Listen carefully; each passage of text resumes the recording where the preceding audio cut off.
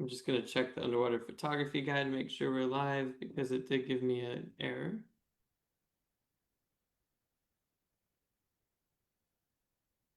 Oh, awesome. Just do you just Okay. give that the are we live? Yeah, it looks like we're live. Oh, Cool. okay. All right. All I right. won't ask. I'll ask the question later. Just a technical question I had and how you get it on the website too. Yeah, Okay. for sure. All right. Cool. Go. Well, hey everybody. I'm Nirupam from the Underwater Photography Guide and Blue Water Photo. I'm here with Andy Sallmon, who is now Marilux's ambassador and rep. And No, yeah, sales and marketing manager. sales and marketing manager. That's true. Right. Sorry. Yeah, you've got a much No nicer more title rep. than Sort of. that. Still sort of a rep, really. I Yeah. wear all hats. Yeah, and we're here today to talk about the Merlux Apollo S strobe.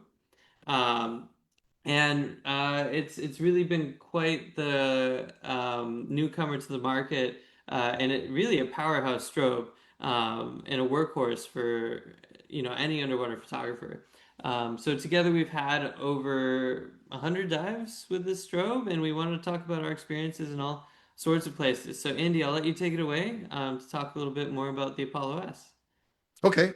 Well, the Apollo S is an interesting strobe. Right now, Marilux has two models of strobe. You may have heard of the Apollo 3, and that's been out and running for what, a year and a half, maybe something like that, maybe 2 years. I've been shooting them for about a year. I've been with Marilux since February. And the Apollo S, it differs in that it's a smaller strobe. So first, just to kind of give some parameters on strobes, so everybody can, go into the industry and when they're looking for different strobes, compare apples to apples, oranges to oranges. So the A3, the Apollo 3, is a full-size strobe. Big high guide number, lots of power, lots of batteries, a lot of voltage, a lot of weight. But it will do things that no other strobes will do, except there's a couple of strobes on the market that are close in performance.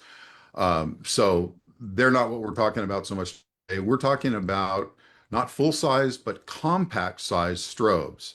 The Apollo S, you can see I'm holding it in my hands, and it's pretty small. It's about a little over 6 inches long and a little over 3 inches wide. So it's a nice strobe to travel with. It's a nice strobe for every day and all types of shooting, whether it's wide angle or whether it's macro. It doesn't really make much difference. The strobe will really kind of do it all, and it's at a fairly nice price point as well. It retails for $849.95, so it's about what, $400 less or so than the big brother, the Apollo 3. So we'll mention the Apollo 3 a couple of times just to make comparison. But when you're comparing strobes by category, there is full size, which would be the Apollo 3. There's compact size, which would be the Apollo S. And then there's what we call subcompact, which are the itty bitty little strobes. We have one of those coming. We don't have it yet. Other manufacturers have them. You've seen small strobes over the years. Remember the Enon, I forget the designation, was the little orange one. I think it was an S2000 or something like that. So that's kind of in that category. Um, I lost the screen here for a second. Are we okay? Oh, Yeah, okay. I see he's yeah, done. we're all good. All right. So Nirupam's got it up for sale, 764. So he's got a great deal on it. Um, and so the Apollo S being a compact strobe, when you compare it to other compact strobes, it is just chock loaded with features and extraordinary performance for a compact package. I call it, I say they named it S because it's the super strobe. It's got the highest compact strobe guide number available. And it's not hugely higher than the competitors, but it is a little bit higher, and that's something. To get out of a small package like this, you have to remember that the size of the batteries, the dimensions of the capacitors inside, all that, in order to keep the strobe in a small package or a compact package like this, are constraints on the engineering. The top side guide number is 36 at ISO 100. So it's a little bit more power than most of the other strobes you might be used to on the marketplace. So that's a plus for it. It also is able to deliver performance of pretty high F numbers at 1 meter underwater. So when you see a 36 guide number, that's a top side. We always like to add that that's a topside guide number. Basically, you can take any topside guide number, cut it in half, and you have your underwater guide number. It's about as simple as that. So that means we've got about an 18 guide number or so. And if you want to just figure out what the f-stop would be, you just divide it by the strobe to subject distance in feet. So whatever distance your strobe is to the subject, 3 feet, 2 feet, you divide that underwater guide number by that, and that's the F number you'd be able to shoot. So if you've got a guide number of 18 underwater and you're 2 feet away, um, you should be able to shoot not F9 real easily, or F11, or somewhere in that area. Now, subject reflectance and background reflectance, whether you're shooting into clear blue water or black dark water, those are all variables that can affect the ultimate exposure. But basically, what you've got is a really, really powerful strobe. So that's one thing. Now, there's other parts of a strobe's performance package that really, really matter. If you want to shoot wide angle, your strobe has to be wide beam, and the Apollo S has got a native beam angle of 110 degrees. That's its base without a diffuser. And then with the dome diffuser, it's got a 140-degree beam angle. So you go from wide, really fairly wide at 110 degrees, out to almost fisheye at 140 degrees. So you're really able to put a lot of coverage out there with a fairly high guide number in a compact size package. So if you like to shoot wrecks or reef scenics or anything that requires a large area, the strobe will do it. A full-size strobe will do it better and from further away, but you pay for the full-size strobe in dollars and weight and size, and traveling, that can be a bit of a problem, or just having to swim around with it in the current. So this really, really packs quite a bit. This has got the fastest recycle time in a compact strobe out there at zero point 0.9 seconds. Most of our competitors are clocking in around 1.6, 1.7, maybe even a little bit higher, depending on what type of batteries they're using. We use the lithium batteries, the 18650s, these guys, kind of a big chunky double A, basically. It's longer than a double A.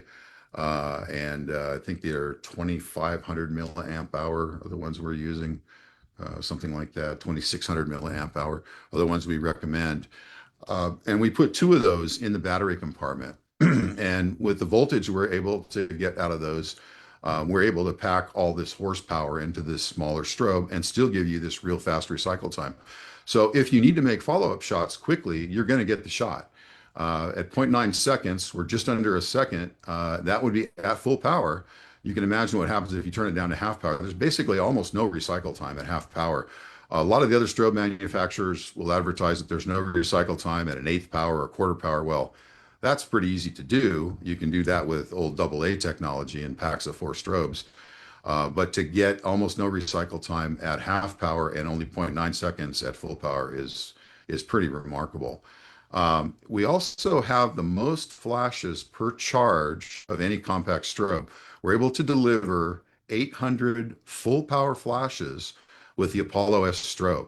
Now that is remarkable because that's about 4 times what a lot of the most popular competitor strobes will do. So it's kind of funny with a Apollo strobe, either one of them, both of them deliver, the big one and the compact. Both of them deliver 800 flashes. Actually done 5-day dive trips and not changed the batteries. That's how much power they pack away. So that's kind of nice. I mean, I recommend that? No, absolutely not. I don't want to hear it later when you shot 800 frames in one day because it was so good, and then you didn't change the batteries.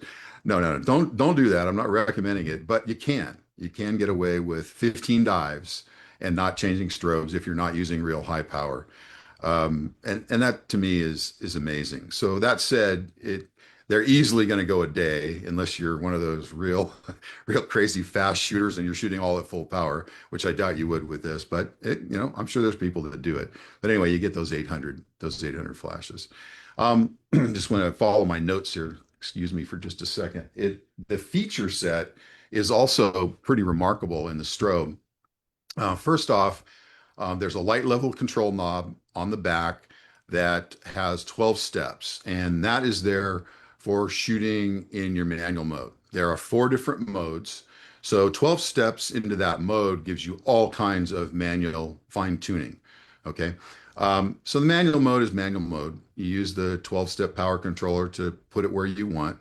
The next mode that we've got is what we call auto sync, what most people know as TTL or through the lens metering.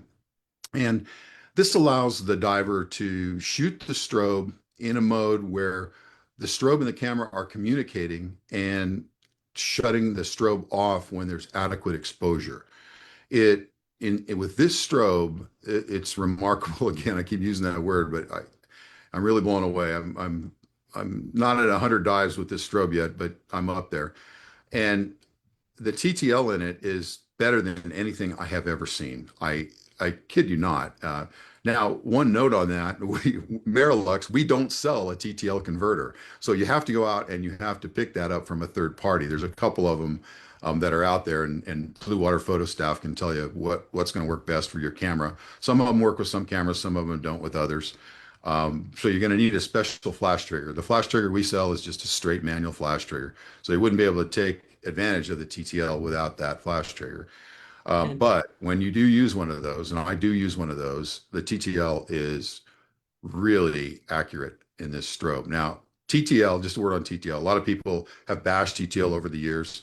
I have it on good authority myself and other people in the know that are using accurate TTL systems that it can be one of your most formidable tools, especially when you're working in close proximity to fast moving animals like sharks and sea lions. I work with a lot of sharks. I have all my life, and I work with a lot of sea lions all my life because I live in California. So that's something you see, almost every other dive at least. And TTL can really help because exposure is changing as the distance changes, and the distance changes really fast with a sea lion and pretty fast with a shark. So having that TTL capability is really good. Now, most people will tell you that TTL doesn't work for wide angle. That is not true. I don't know exactly where that came from. I think the inaccuracy of some TTL systems that have been marketed in the past have caused some of that. And don't forget that there's also TTB, what I call through the brain. If you don't have through the brain metering and don't understand the basic components of exposure, autosync or TTL may not help you as much as it could. You do still need to understand what creates an exposure and how it works. Autosync or TTL is just going to give you a wider latitude to basically screw up and won't allow that to happen. You'll still get a very good exposure. So that's that. We also have, then this is my favorite, is what we call MHSS, what most people call HSS. HSS stands for high speed synchronization. Most cameras will top out at about 200th, 250th of a second. That's as fast, that's the fastest shutter speed you will use to get the shutter to synchronize with the strobes. And that's okay. It's kind of a medium shutter speed. If you talk to most topside photographers, they'd kind of go, really? I'm limited to that. So underwater, we really have a limitation in shutter speeds, always have for a long, long time until HSS became available in strobes. And there's a couple of different manufacturers that make it available. Usually requires some sort of a flash trigger. The same type of flash triggers that are third party that do the TTL or the auto sync, as we call it, will do HSS with our strobes as well. So it's a one and done kind of solution. So for me, all of a sudden, after, I don't know, how long have I been doing this, Nirupam? 40 years. I feel like the ancient man of the sea or something sometimes when I say that. But all of a sudden, being unrestricted by shutter speed has opened up a completely new territory for me. If you want to control sunballs, if that's all you want to do, HSS is for you. If you want to stop sea lions, HSS is for you. If you want to get right in the mouth of that tiger shark when he's eating that fish from the feeder, HSS is for you. And there's a number of other reasons you might want HSS. And that's why I like it so much, because it has really just given me the ability to do so much more with my photography. So that to me is probably the biggest feature. Another feature we have that I don't personally use that much, but I think a lot of people really want it, is what we call MTL. And in MTL mode, we have set the strobe up so that it will work with some of your high speed frame rates.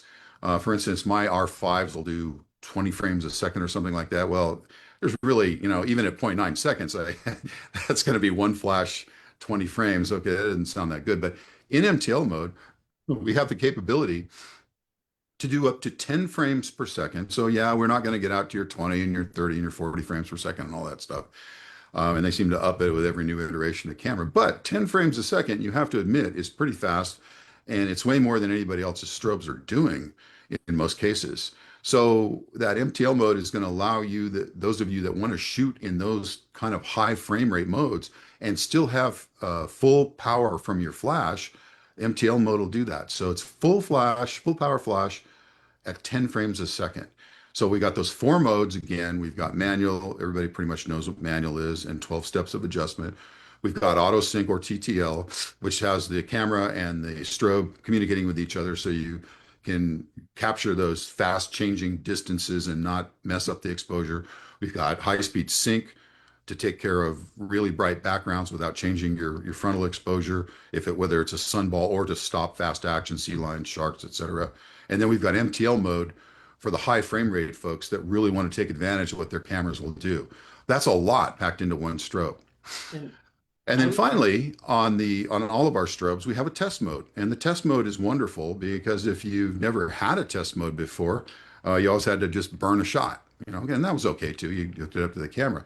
Well, sometimes batteries were put in wrong. You reverse the polarity on something you're not thinking. At the end of the day, whatever you walked away, did it, or you're drinking a big beer while you were doing it and kind of messed up. Yeah, it's happened to all of us. So with the test mode, you put the batteries in, you close it up, you turn the strobe on, and when you turn the strobe on, by the way, I've got one right here. There's a little warming light that comes on. I don't know if you can see that. I didn't hold it quite right. Anyway, there's a yeah. little red light that first pops up. It's just warming some of the internal circuitry for just a second or so. And then it comes on into this blue indication here.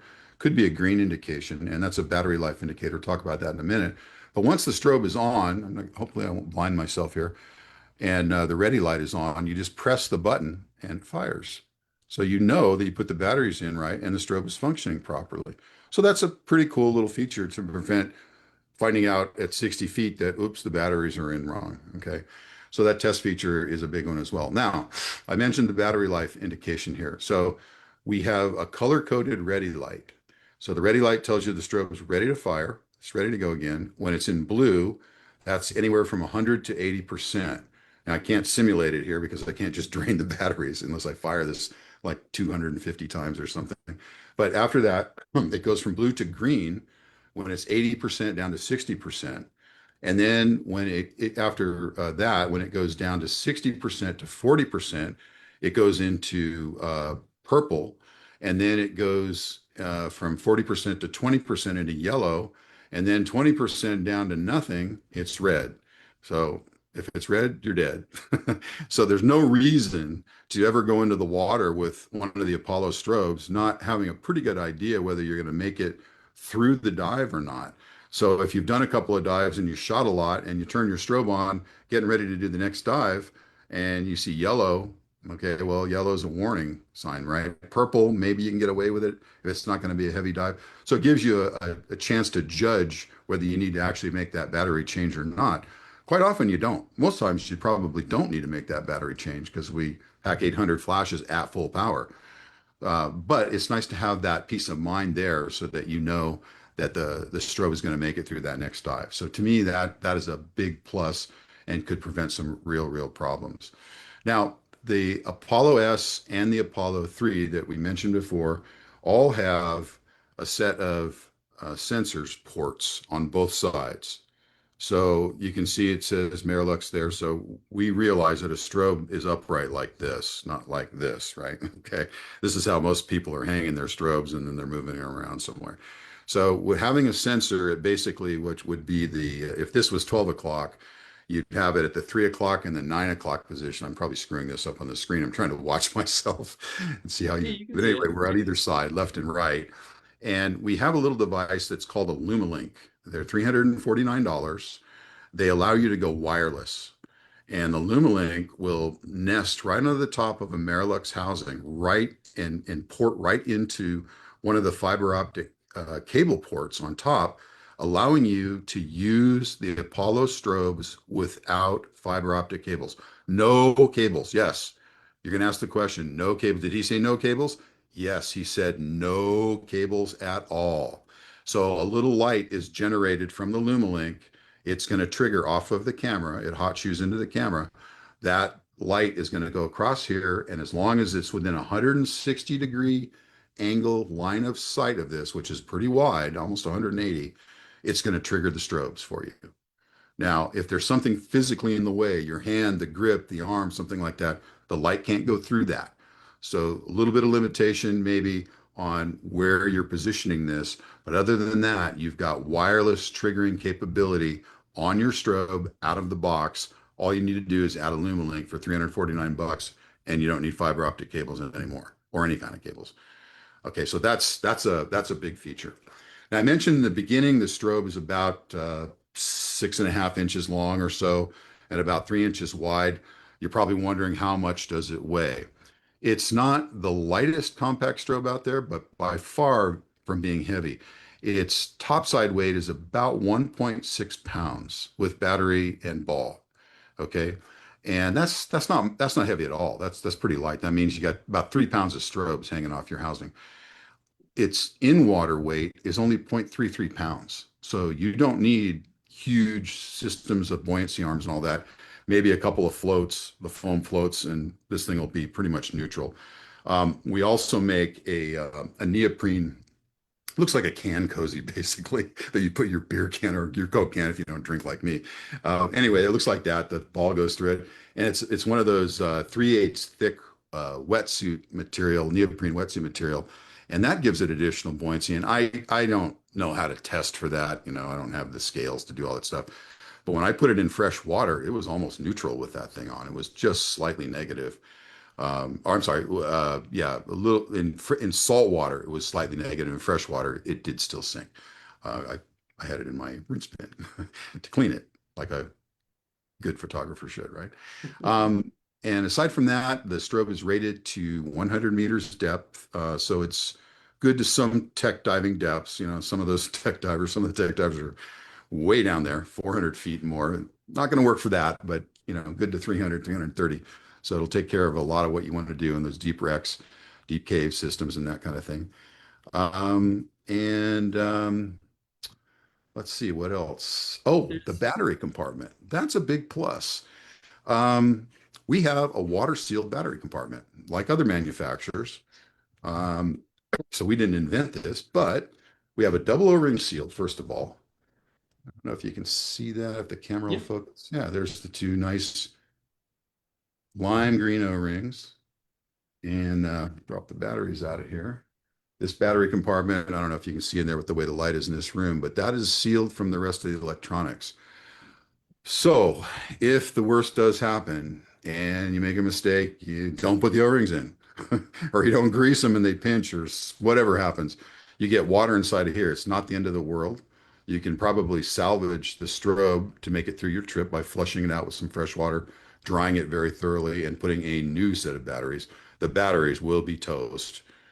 Be careful if you know that your strobe battery compartment is ever on any strobe is flooded. Don't open it while you're looking at it. It literally will blow weird, nasty stuff out that you don't want in your eyes.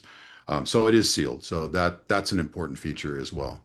Um, I sure. think I mentioned the diffuser, right? So Yep. we've got a 140-degree beam widener on the front of this. This is made of silicone, and we make it in two flavors. We have these things are pretty cheap. The replacement one is 10 bucks. The warming filter, I guess we don't sell as many of these. So we charge 20 for these. Still, it's not the worst thing in the world. Worst day of your life if you lose this for 20 bucks.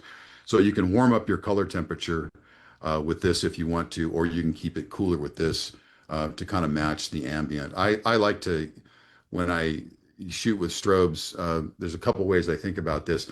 If I'm shooting a lot of skin tone, I'm going to probably go with the warming diffuser so I don't get too white cyanotic looking skin. And then if I'm trying to match blue water with subject a little bit more, I'll stick with this. And most of the time I'm just shooting this. And half the time when I have a model, and even if they shot, I'm still using this because it's just on there already. But we do have these available if you want to warm up the color temperature a little bit as well. And I think that's everything in my notes. I had actually I wanted to mention two more. We'll just touch on two more aspects of the features and the modes in the strobe. The first is RC mode. So the strobe is RC compatible with the right flash trigger. So typically I recommend UW Technic's flash trigger. It's pretty dang good. And if you do have an RC capable camera, basically a camera from Olympus, TG7, TG6, maybe one of the new system cameras, then the Apollo S will work with that. And RC mode is TTL, it's just a little bit more accurate. So there's like 6 or 7 pre-flashes instead of just that one that will inform the strobe what power to fire at. Along those lines, Andy, I was kind of curious about your experience with the TTL. So you said it's the most accurate that you've seen, and I was curious, does that include electronic TTL, which is, Yes, I would say, absolutely. traditionally considered the best? No, Uh, no. okay, And I can't even believe it because my former employer manufactured TTL converters, yeah, and they're okay, but they had a lot of limitations. One of them that they couldn't seem to engineer the firmware around was a limitation in the shutter speed, and that was just a huge difficulty. So a lot of macro stuff that we want to shoot with a dark background. right, And in order to do that, a higher shutter speed makes that much, much easier. And they just couldn't do it. They were never able to get past about, with consistency, past about 1/160th of a second. And that was sad because the unit they built really worked, it fit well into their housings, had a good set of batteries. It had a lot of good things about it, but it just wasn't very effective. With this system, you're still limited to your regular whatever your top sync speed is of your camera, 250th, 200th, if you're an A1 shooter, 400th, I guess. Um, but the TTL is just remarkably accurate. I've tested it in situations where it just shouldn't have worked, right, where most well-known notable photographers over the years have tried these different systems and just given up, just said, hey, it works great for macro if that's what you want to do. right, And then they try it in wide angle and they just can't get the consistency out of it. And that's the problem. Even if it's inaccurate, but it's always inaccurate to overexposure or always inaccurate to underexposure. One way or the other, any good photographer will realize, oh, I can adjust that, yeah, and they'll do it, and then they get TTL accuracy. But once you start just getting inconsistency, and it does one thing in one set of circumstances, and then the same set of circumstances goes the other direction, and it's frustration. And that's when you have to fall back to just shooting manual. And manual is definitely a good way to shoot. You should learn how to shoot in manual. I'm not saying just get a good TTL strobe and get sloppy and forget the rest of it, because those components of creating an exposure are still every bit as important to a proper TTL exposure as they are to a good manual exposure.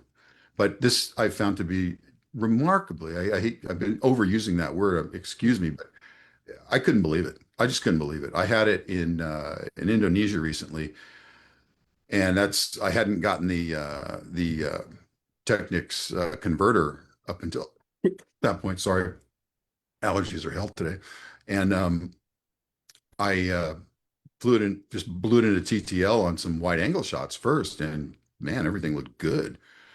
Uh, and then when I got to macro, it was just, I mean, there was less adjustment. Every image requires a little bit of adjustment, um, but there was less adjustment required from those TTL images than anything I was shooting manual, hmm, and it took the guesswork out of it.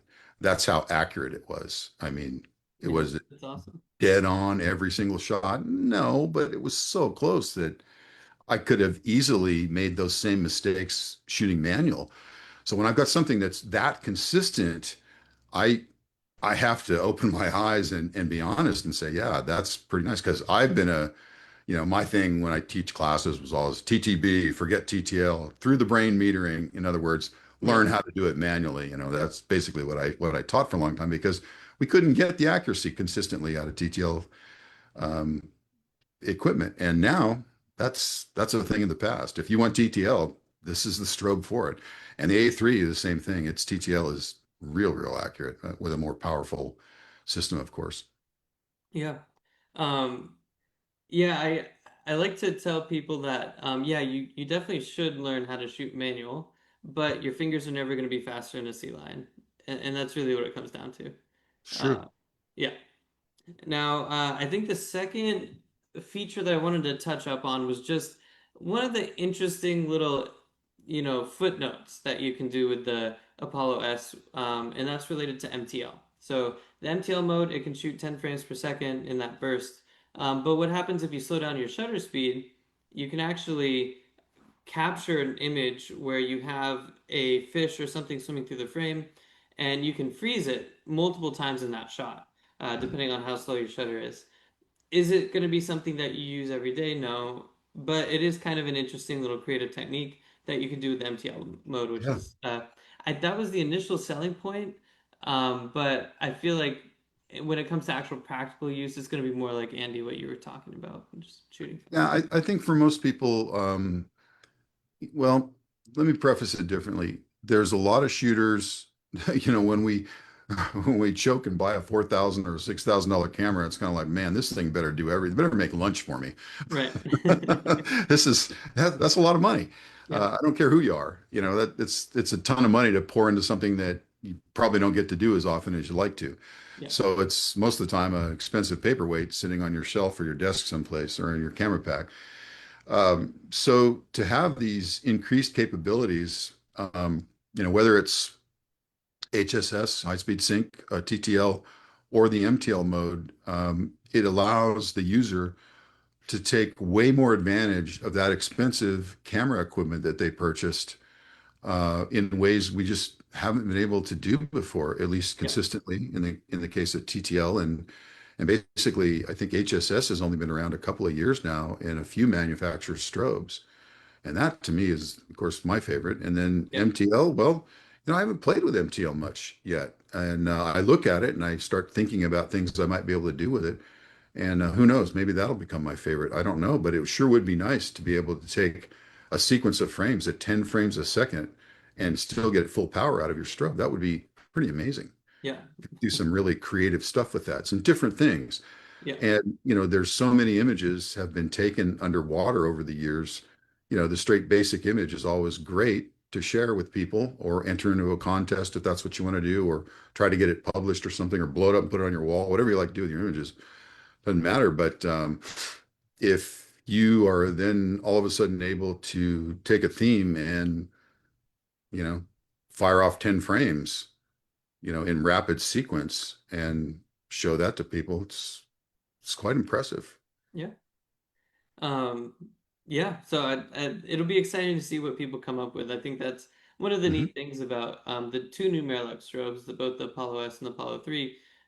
It just opens up um, your creative palette uh, by a lot. So, Yeah, yeah, um, we're not as sequestered into the old, top shutter speed and this type of thing, and top frame rate, and exactly. slow recycle time, and all that. All that's a thing in the past. And I think the thing I love about Mirrorlux is they packaged all of those capabilities into one strobe. You have other manufacturers on the market that have done one or the other, but I don't know of anybody that's really done all of those things into one strobe, and that's why I think they're pretty awesome. Yeah. Um, yeah, so for all of you guys out there thinking that this is all talk, we might as well get to kind of the grand finale of this presentation, which is to go through Andy's photos. And let's take a look at some of the shots that you've taken in, I believe it's British Columbia, California, Indonesia, Solomon Islands, Yeah, um, maybe some other so places far. so far. Yeah, I've only been shooting Mirrorlux strobes for a year, so but yeah. I've got some mileage on Sweet. Okay, so I'm them. going to share my screen here, and we'll start with the first image unless there's a certain one that you want to start with. No, it doesn't matter. I do Cool. want that one sequence of three in order though, just so we can compare. Right. Okay. Let me set that up, and well, I'll pull up this first image. That sequence is a little out of order in my shots here. Yeah, I So don't want those separated because then you'll have to skip through. yeah, yeah. Won't be as effective to show how it works. Okay. That's odd. Boy, that's really looking dark. Oh, there we go. Ah, That's yeah, all you mirrored fixed. it too. That was flipped. That's weird. Yeah. Oh, it was mirrored. Interesting. Yeah, it was flipped around. I thought it Oh, just the whole thing just looked weird. Plus dark. yeah. I think Uh, there a sip of water here and see if I can clear my throat a little. technical issues, but I think we've got it. So I think we got it. It looks good. yeah. Okay, so this is a circular format, a fisheye shot, obviously, with a Canon 8 to 15, one of my favorites. And this is just a shot of deeper water, California reef. You know, these red gorgonians happen around 60, 70, 80, 100 feet and fish all around it. And you get an idea of the spread of these strobes. This is a pretty wide area. You know, these fisheye lenses are shooting 180 degrees across the circle there. And you're getting good red rendition from the red gorgonians. That's one of the reasons I put this in there. Because if you can get the red wavelength, that means the strobe light really, really penetrated. If you had a strobe that was too weak to really do this, you'd have kind of an orangey or yellowy hue to that. The red really wouldn't be there. And you can check that in your camera on your histogram. That's one of the things I always look for if I do check a histogram. I look for the red because the red wavelength really tells you that your strobe light hit it and hit it right. It gives you a pretty good idea that your exposure is proper. Sweet. Yeah. Yeah, the colors are beautiful. Very, very beautiful. Now, I think also just looking at the fish, do you notice any hot spots with these strobes? I mean, people are always gonna ask. Well, I mean, hotspots are tough. You know, you get them with any strobe a little bit just Yeah. because of the varying distances. The problem is the medium that we work in is 800 times denser than air. So no matter what you do with your lighting, even with video lighting, anything that's close is going to be a little warmer, or well, I should say a little hotter, a little more blown out. Probably is the right way to say that. But with the Marilux strobes, uh, pardon me, rough day. In general, I see a pretty even spread beam of light. I use the diffusers really exclusively. I never take them off. I think the strobes are so powerful that I don't need any more light than that. So it could be that the diffusers are on there. I don't shoot the strobes without them, but I seem to get a nice even light beam all the way across, and there don't seem to be any dropouts or, in particular, hot spots. Keep in mind as you're looking at different images, when something's much closer than something else, if the something else in the background is properly lit, that means by nature of the distance and the absorption of light through an 800 times denser medium, the closer part of the subject is going to get blown out. That's all there is to it. So that could be construed as a hot spot by some people. But if you really look deeper into it with that in mind, you realize that there really doesn't seem to be a hot spot in these strobes. No, that's awesome. Yeah, I noticed the bellies look really nice. I mean, and pretty consistent and even throughout the frame. So This is a little cuttlefish in Lembe Strait, and with the Apollo S strobes, of course. And this is to show you how accurate the TTL exposure is. Now, with a dark background like that, you know, the camera is communicating with the strobe. It's metering off of the cuttlefish itself with a lighter background, and with a dark background all the way around it like that, it would be very easy for the camera to mistake that there's, you know, maybe a third or half the frame is dark and therefore not allow the strobe to shut off in time, causing an overexposure. Well, it didn't. This is, I mean, yeah, I've adjusted this a little bit, mostly for color temperature, but I find I need to do that with almost every image. But there's very little exposure adjustment on this. And I don't think I could have done this as accurately as I did it with the TTL on the Apollo S strobe if I had shot it manually. As a matter of fact, I know I wouldn't have been able to. It would have taken a series of shots, and who knows how long this cuttlefish was going to stay and just stare at me like this. Um, he could have taken off. This one was, you know, pretty easy. He did stay there, so he worked with me, but you never know. What if you catch a frogfish yawning? You just have a couple of seconds to get that shot. And if you're shooting manual and you're overexposing or underexposing, by the time you look at the image to review it on the camera, it's too late. You missed it. So, what metering were you using for this, out of curiosity? I use average. Oh, okay. So you have to go into the TTL or the Yep. flash menu on a Canon camera, and they seem to work best when you use average metering, not evaluative, but average. Okay. And TTL, it's their TTL2, I guess they call it. And I'm trying to think if there's any other setting in there. Nothing that comes to mind right now, but yeah, average metering. Good question. Okay. Yeah, it's impressive like how much detail you still have in the eyes and everything.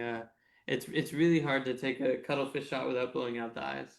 Yeah, like I said, I don't think I could have done this as well manually. I think it was easier with TTL, and I guess the problem is you get kind of complacent. It Yeah, just starts to do every exposure so nicely that you just kind of move on, and maybe you should stay and work with the animal more to get a better composition or right. something. Or I move don't your know, lighting but around.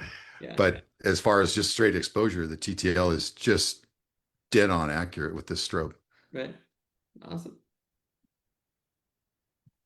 This is a wolf eel up in British Columbia. This is out of the God's Pocket area. I don't remember the exact name. It was on that little submerged, partially submerged rock out there to the east. I forget. Anyway, it was a younger wolf eel down in one of the holes, and you had to practically stick the camera in there as far as you could get it and capture the image. And again, with the TTL was just right on the money. Here you have this kind of grayish, brownish, whitish looking eel, and all this stuff like metridium, small ones and big ones around it, which are pretty highly reflective. And even just shooting an average, not evaluative, the exposure was just, I just, I don't, I mean, I could make this in a manual exposure, but it would probably, on average, take me 2 or 3 tries at least. Yeah, especially with the nose of the wolf eels, they that tends to be actually surprisingly reflective. Yeah, The it white is. It is kind of. I'm going to say it again. It is kind of remarkable. Yeah. Yeah, it's really even. I think that's what's pretty cool about it. The light looks just even across the board. Oh, this is the wreck of the Anne in the Solomon Islands, Very cool. and this is the anchor winch, I believe. Am I looking at this right? Yeah, and this thing is probably 6 feet across, or 5.5, 6 feet across. So it's a pretty wide area, circular image, filled up, probably shot at 2 feet away or so. And you can see the exposure is uh, real good. This was a manual shot, so I set this up. Yay me, not TTL. But the light itself that comes off of these strobes, we have a little bit higher rating. I don't think I talked about that in the feature set, but we have a little higher rating on the color temperature, like around 6,000, and everybody's like, "Oh, that's too cool. That's too blue." It's like, well, it is and it isn't. There's a lot at play when you're working underwater. Distance has as much to do with your color temperature as anything else. The Yeah. further away you shoot, the cooler the image is going to be. But when you're shooting with a fisheye lens, you're not shooting too far away. You're usually shooting within 2 feet of most things. And I find that the cooler temperature just kind of has a better look with the blue around it if you have real blue water. There are definitely reasons to shoot the diffuser that's a warmer temperature that drops us down to 5,500 to enhance more red and yellow in that. But there wasn't much in this image anyway, so I think this worked pretty well just with the standard diffuser. I also find that with the warming filters, uh, one of the tricks that I like to do is I'll use it if I have water that's not quite so blue. And the reason for that is when you have a warm image, you can cool it down, and so your blues relative to the strobe light will look a little bit more blue. Um, so that's something I do with the warming filters, but I agree. I think it looks a lot more natural and just What's nicer. happening in that case is really a matter of the cyan. Yeah, It's the cyan is coming up yeah, or is a little bit higher with that kind of an image. And um, I find that if you want to, if your water looks a little greener than you want, all you have to do is go in. If you're in Lightroom, yeah, I guess there's other things besides Lightroom, but if you're using Lightroom, like a lot of people do, and you go to the HSL and you go to the hue yeah. slider to cyan and you just drag the cyan back over to the blue, Exactly. It does the you'll same get thing. that blue water and you'll still keep Yeah, your warm tones on your subject. yeah, yeah. Plus, there's always the color dropper tool now where you can just pick whatever Yep. color you want, change Right. it any with Right. your You finger. could make it any color you want. I don't like to go quite Yeah, so Disney, but I just, yeah, sometimes I want to make I want to make it look like what I saw is yeah, basically yeah. what I'm trying to do. Trying to like documentary art is what I'm trying to Right. do. Yeah. But yeah, I know I love the color temperature in this one. And Okay. that, you're from up there, but correct me if I'm wrong. I think that's called a Tocney. That Ooh. it's a nudibranch. So we call it orange peel nudibranchs. I Okay. don't know the scientific name, Okay. but they're specific to God's Pocket, actually, like that area, Port Hardy. I don't really see them south of there. Oh, really? Yeah, yeah, That so it's pretty special. I'm getting my marine biology lesson. Yeah, I didn't know that. I thought I've been up through a lot of that area and I remember seeing him, but I don't remember now that you say that. Um, Hornby Island, I don't think they were down there. yeah, I think that's the furthest south I dove, and then I went all the way up to Alaska, and I don't remember them being in Alaska to tell you the truth either. They might have been like that's been years ago. yeah, Anyway, in any event, this is another TTL shot, um, and I've mentioned it now twice. You mentioned it also that you still need to really put the components of your image together to get a good shot like this. Just having TTL doesn't mean the camera is going to control the background where you can see that diver silhouette way up the wall there. This is probably on Browning Wall, actually. So you still need to know how to make an exposure, and then you just allow the strobe and the TTL system, the auto sync system, in our what we call it, to adjust and give you the proper exposure. So it does take a little bit of the complexity out of making a proper exposure when you're up working real close with this. And of course, this is taken with an 8 to 15 zoom lens. So this wow. thing's pretty big. The joke, I don't know, maybe Nirupam's from the Pacific Northwest, but the joke is these things are so big that sometimes you see them following the divers, if you know what I mean. Yeah. Um, I do want to point out that close focus wide angle is probably the hardest situation for TTL. And the reason for that is like once you get that close, you really have to dial your strobes down, especially if you're in dark green water where you need to drop your shutter speeds and maybe open up your aperture a little bit. So I'm impressed with how well the TTL worked here. Yeah, Um, yeah, just I'm dead on really again. impressed. Usually that's when I start switching to manuals. When I'm a couple inches from my subject, but I'm shooting wide angle, like I start to get, blown highlights. And you've got barnacles in there that aren't blown. So Right. that's impressive. That's And actually the really, fringe around the yeah, nudibranch is not blown out either. I know I said the same thing. I said, "Wow, that's pretty impressive."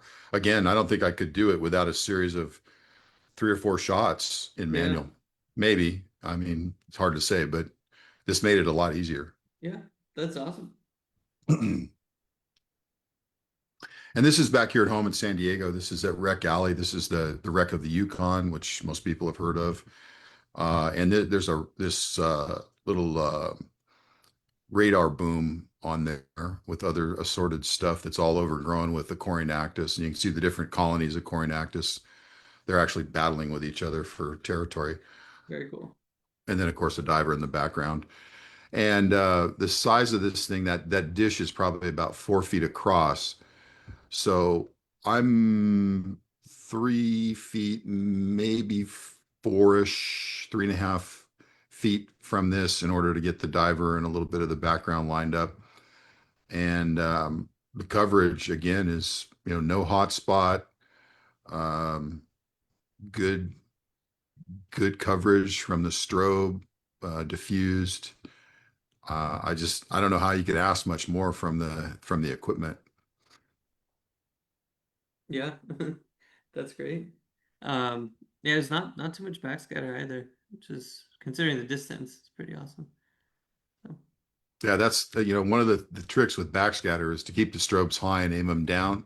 yeah, And the other trick is to know right where to power the strobe. This was shot manually, of course. So I shot a series of these, and this was the best of the series. But if you dump too much light on it, a lot of people are like, "Well, I can fix it in Photoshop, right?" That's the famous line. Well, I don't want to fix it in Photoshop. I want it to be as good off the camera as possible. So powering the strobe down to have just what you need does a lot of things. It saves your battery, speeds up your recycle time, and helps you to prevent backscatter or extraneous, reflectance from yeah. particulate in the water. Oh, cool. This one was the one that probably surprised me more than anything else with TTL. This was shot a couple of months ago in Indonesia, in Halmahera, which is right in between Raja Ampat and Lembe. And it's a cuttlefish, obviously, one of the large ones. And we encountered them, and basically did the cuttlefish whisperer thing, and most of them are curious enough where you don't have to be real good at that. And fired off a couple of shots and looked at the review and just was wowed.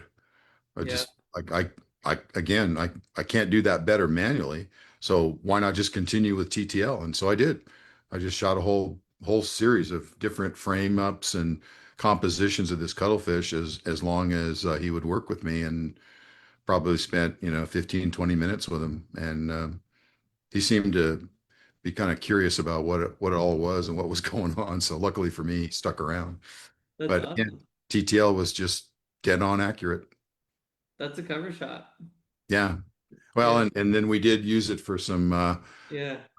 shameless Marilux advertising on social media. I just put the little Marilux logo up there and sent it Yeah, out. Let people check it out. Everybody loves cuttlefish anyway, so that's always a plus. Good subject. yeah. And this is Facellophora. Tell me if I butchered that. That's, I think, how you pronounce it. I Um, call them egg yolks. okay, egg yolk jellyfish. Yeah. Um, and I'm still trying to remember whether this was British Columbia or right here in California. I think this was actually at Catalina. Yeah, Back, that's Macrocystis behind it, so I think it's probably California. yeah, that would be a telltale. Yeah, But I was amazed at the nice. I don't know. I'm just looking for a better word, but I'm going to call it soft light. This is a manual shot. Um, and it's before I had the TTL converter installed in the housing. And I just remember marveling at how good this thing looked. Maybe I just was lucky and hit it on all cylinders with the distance and the estimation of the f-stop and the power setting on the strobes, but it just gave me this real, almost, a jellyfish is a very surreal looking thing to begin with.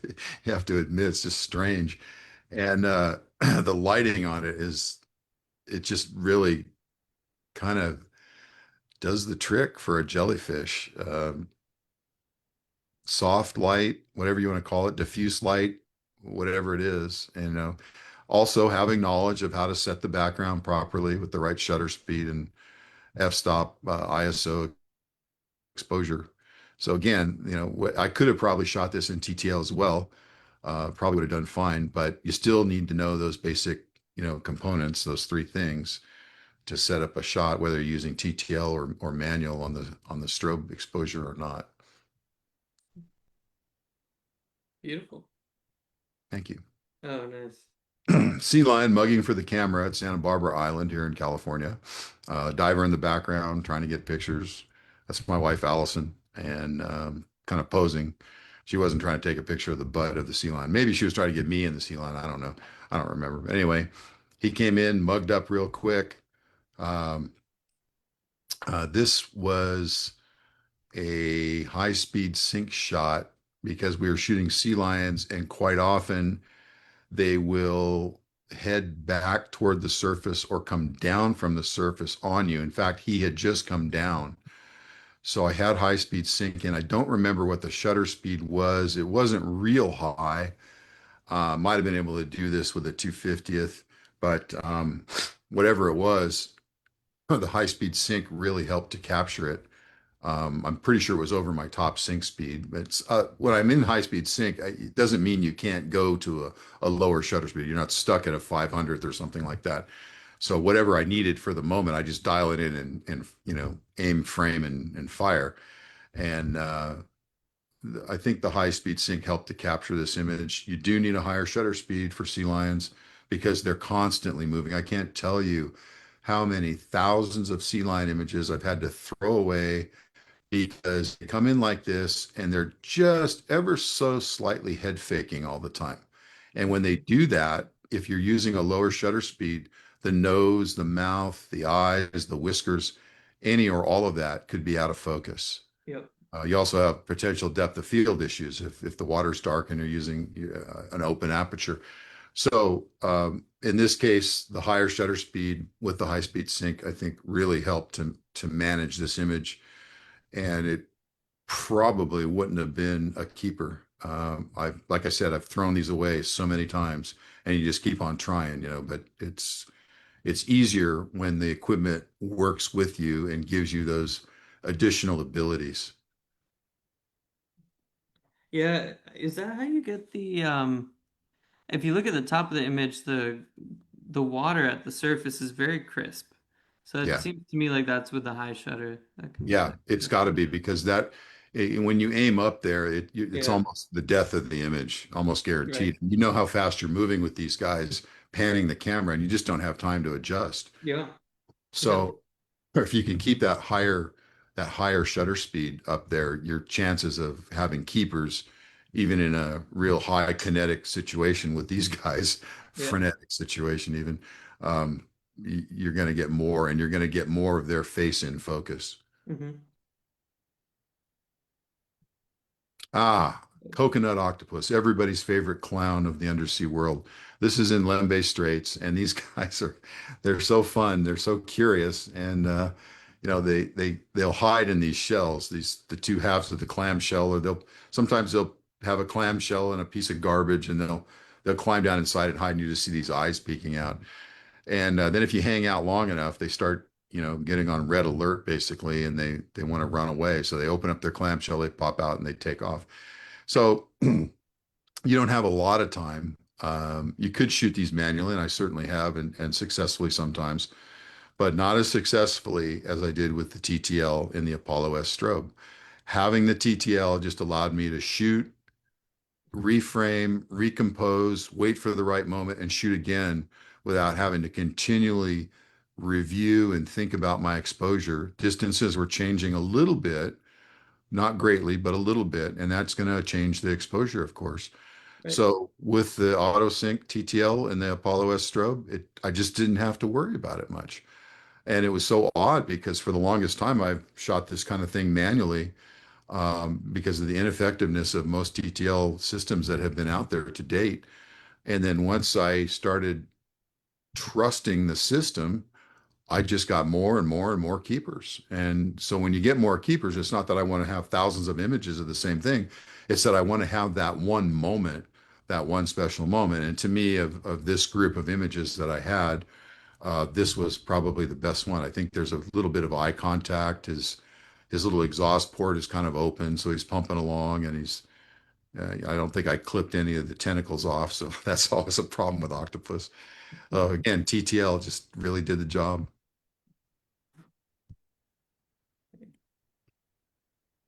This is Oh, also a TTL exposure. Now, this is a tricky exposure because you've got a foreground subject, a crocodile flathead, and the exposure on him is right on. You've got the sponge, you've got the green algae, Halamida, I think that's called. Hmm. You got a little bit of red on that rope. He's kind of in one of those little dump piles, which is always a great place to find ambush predators like this. And everything, whether it's the close part of the subject or the further part of the background, everything's just in proper exposure. And this is pretty much how it came off the camera. I think I moved the slider just a tiny, tiny bit.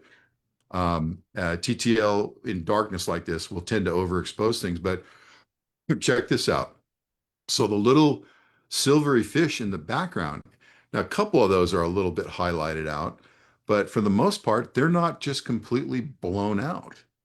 Yeah. They, they're hit with light and too much, of course, but the, you still can see detail in the fish. So you haven't lost, you can see where the eyes are.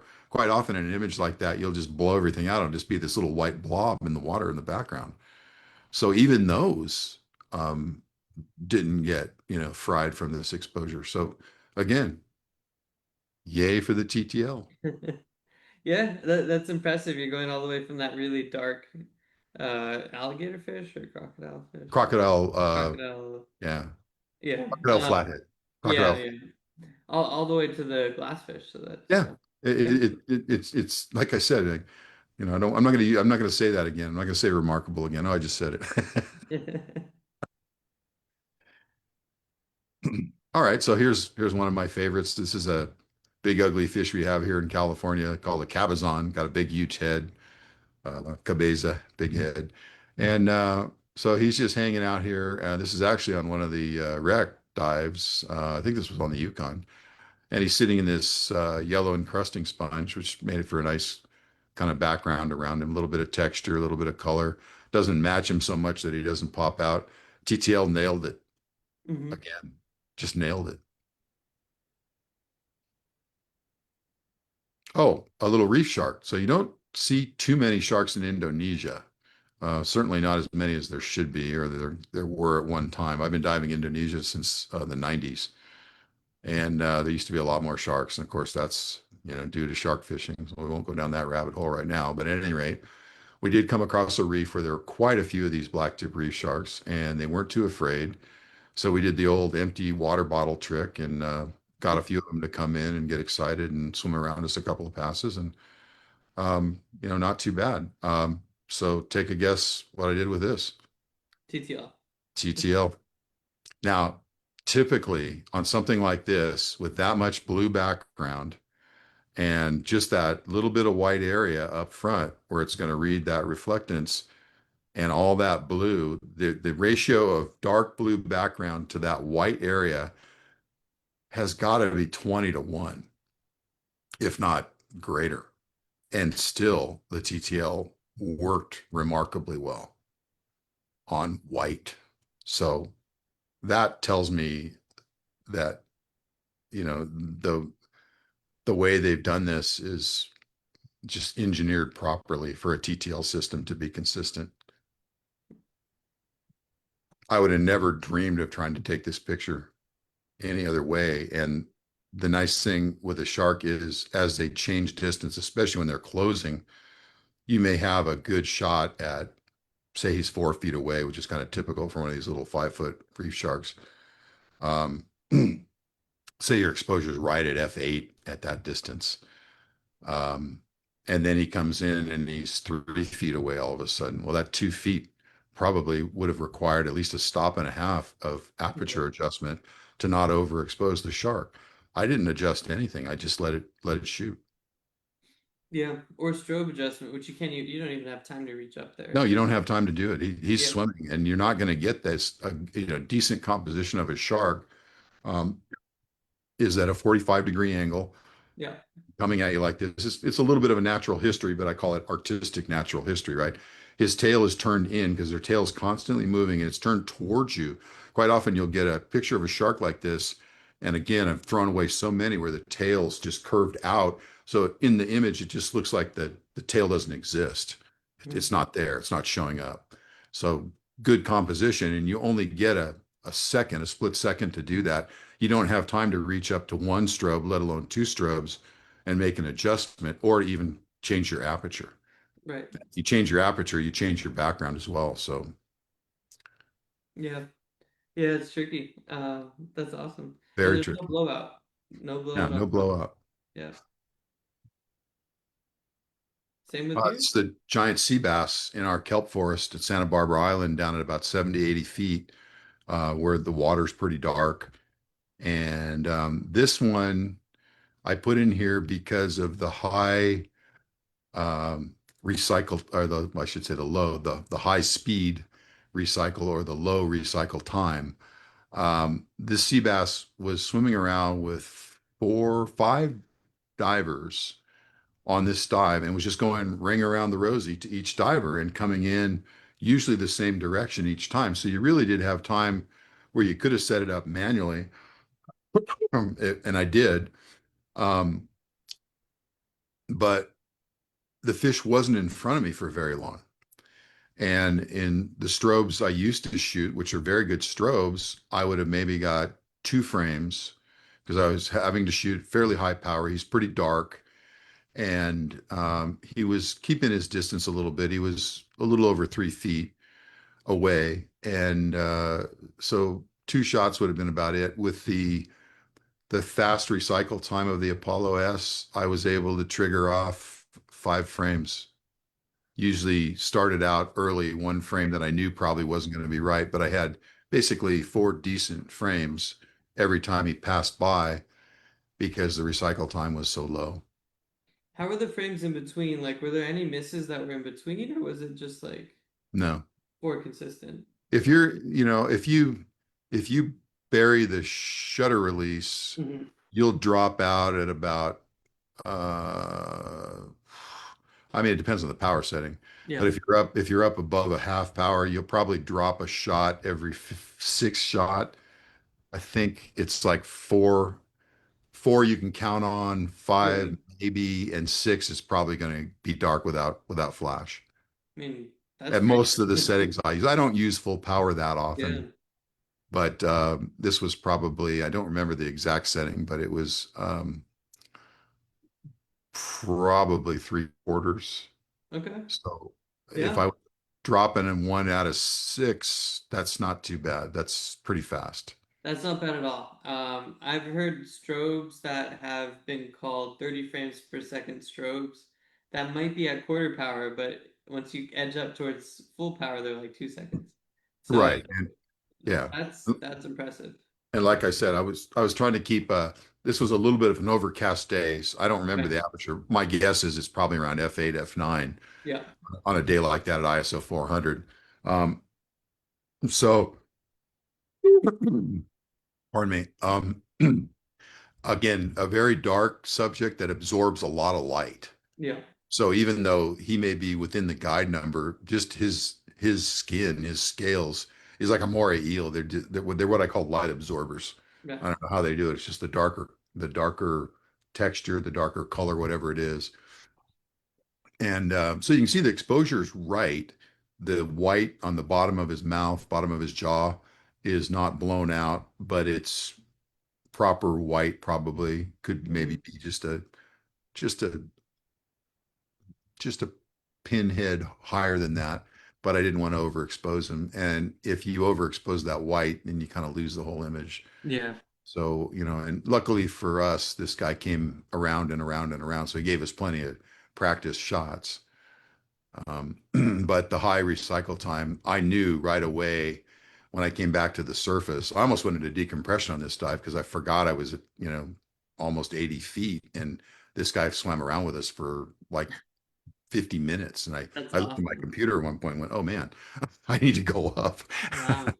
And so he gave us plenty of opportunities. So it wasn't impossible to set up a good manual exposure, but I figure I would have got two exposures for five. So with my previous strobes, I would have had two exposures. With my Apollo S's, I was able to capture five good exposures every time he passed, Yeah. which just over doubled my rate of properly exposed images. I won't call them all keepers because maybe the composition wasn't right where I wanted it. That's another Yeah. thing. That has nothing to do really with the strobe. But 5-2 ratio basically. Yeah. That's great. Hmm. And the other strobes I used to use were good strobes. They're not a bad strobe.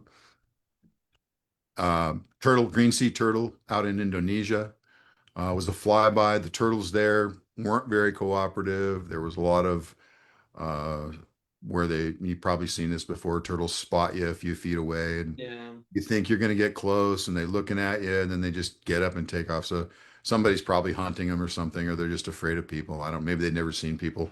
We were in some pretty remote places. Mhm. Anyway, so this was about the best you could do, just kind of a side shot like this. And take a guess what mode I was using. TTL. TTL. Now, on a turtle, very common when you're shooting manual to blow out that whitish bottom because it's Yeah. so much more of a dark turtle there. And even if you're looking at it and Or the you're pretty nose. sure of your exposure, you're going to have to really do some work later in Lightroom. Um, where this was almost right on the money again. It Hmm. wasn't perfect. It was still a little bit hot. I did have to, decrease the exposure probably about a fifth of a stop at Okay. the most. So I Yeah. think that's pretty good with all that blue background around it. Yeah. Yeah, and I typically like will like their whole head, that white just reflects and it makes it really hard to get a nice interface between the head and the water. Yeah. So you're not getting that halo that you get around it, which is pretty Yeah. That, typical that's to right. show. Yeah. Oh, okay, cool. I think we're now at the series actually. So All right. Okay. open that up real quick. Just give me a second here. It's going to be opened separately. Um, and I'm guessing it's an order of file name. Well, you'll be able to tell just by looking at them that Okay. uh, the first one will be the brightest. The second one will be a little darker, and then further from there. Okay, cool. I think I have that there. Okay. And if they're off, we'll Yeah. explain. Yeah, that looks about right. Okay, Yeah. so here's your typical looking back toward the surface, soft coral, pretty soft coral, nice and colorful, little coral head there, good separation, nice round format, really kind of brings you in. But the sun's blown to death. I mean, it's just blown out in the background.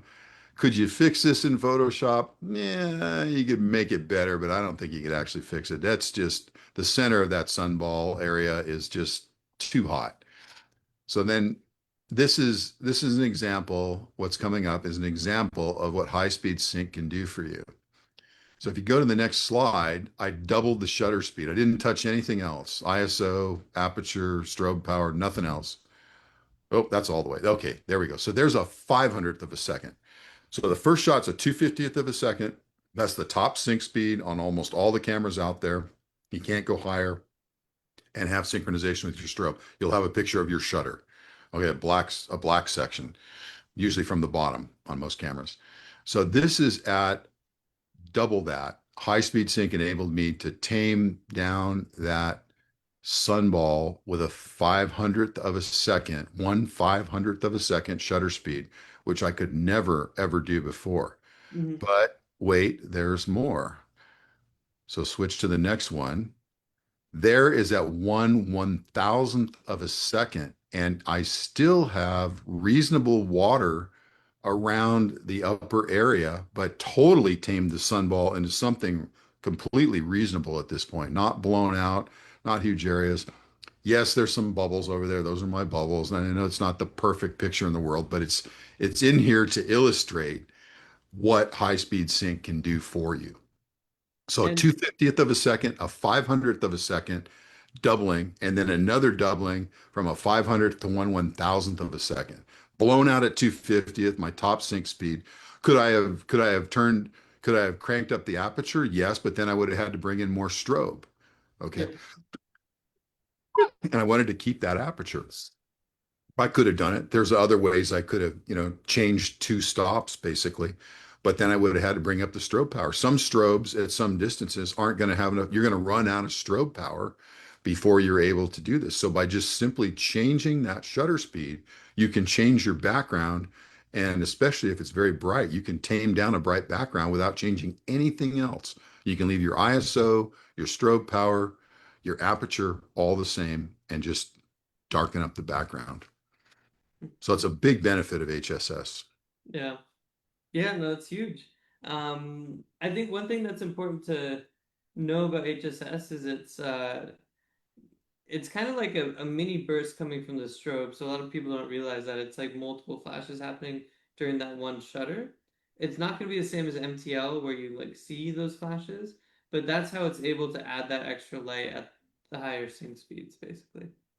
So, yeah, very, very cool feature though. Yeah, I this is my favorite feature of all the features of the strobe. The TTL really worked well, and I do like that quite a bit. But the high speed sync, I'm primarily a wide angle guy. The high speed sync just really gives me that. I feel like the whole new territory has been opened up for underwater Yeah. photography for me. Well, even if you're a macro shooter, I mean, it's nice to have that really sharp frozen subject with a nice black background. I mean, it's It's easy true. to benefit. Yeah, Ask the Blackwater guys if you really want to get that nice yeah, inky black. exactly. A high shutter speed like that with HSS can do that for you. Yeah. Oh, that's awesome. Nice shots, Andy. These are great. Thanks. Um, well, I think uh that's pretty much everything. I don't know, Andy, did you have anything else that you wanted to talk about? No, no, I think we've talked for too long. Yeah, we're at Sorry. about one It and a half always seems to hours, but happen, no matter for what. those dedicated viewers, hopefully you got all the way to the end, where Yeah, I can now say to you guys, thank you for watching, and thanks Andy for being on. you're welcome. If you have any questions about the strobe, feel free to drop them below, and I'll be happy to answer them. In the comments, and you can always reach out to us at sales@bluewaterphotostore.com. We'll get you everything that you need to get these strobes together. The TTL converters can be a little bit tricky to put together, so just let us know what camera you have, what housing you have, because they're very camera housing strobe specific. Mhm. So we'll help you get set up for that. Yeah, and thanks Andy for joining. I guess have a great night, everybody, and we'll see you soon. You're welcome. It was a pleasure. Thanks, all of you. I hope you're still awake after all that. Thanks, guys. All right, Take bye. care. Bye.